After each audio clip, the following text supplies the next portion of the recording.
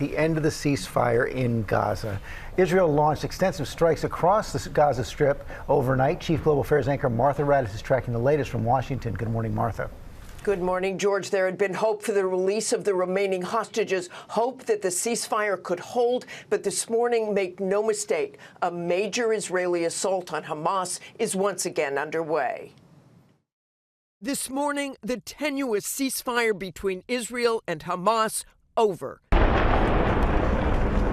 Israel launching a wave of deadly airstrikes across the Gaza Strip, lighting up Gaza just after 2:30 a.m. local time, in the largest assault on Hamas targets since the ceasefire took effect nearly 2 months ago.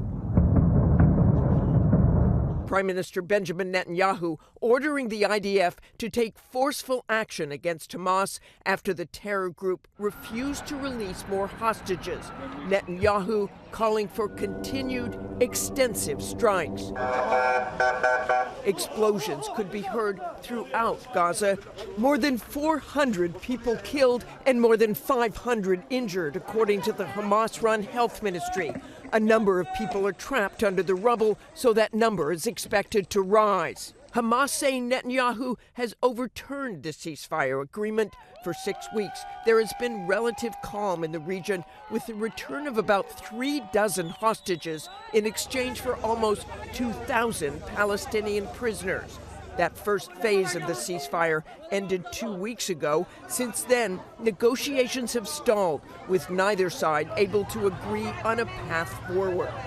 The second phase was supposed to see the release of nearly 60 hostages and bring an end to the 17-month war that began with the Hamas attack on Israel on October 7th of 2023. The White House saying Israel had consulted with the administration before the strikes.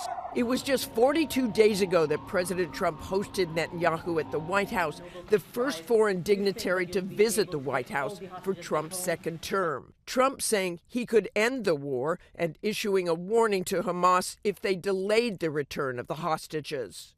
This new round of fighting will undoubtedly deepen the humanitarian crisis within Gaza, where food and aid haven't entered since March 2nd. As for the hostages, the last living American-Israeli hostage had been expected to be returned at the start of Phase 2, but clearly that is off the table for now. Hamas has rejected all of the proposals it received from President Trump's special envoy, Steve Witkoff, and this morning, Netanyahu promises the attacks in Gaza will only intensify. Mary? So many pressing questions about what comes next here. Martha, thank you.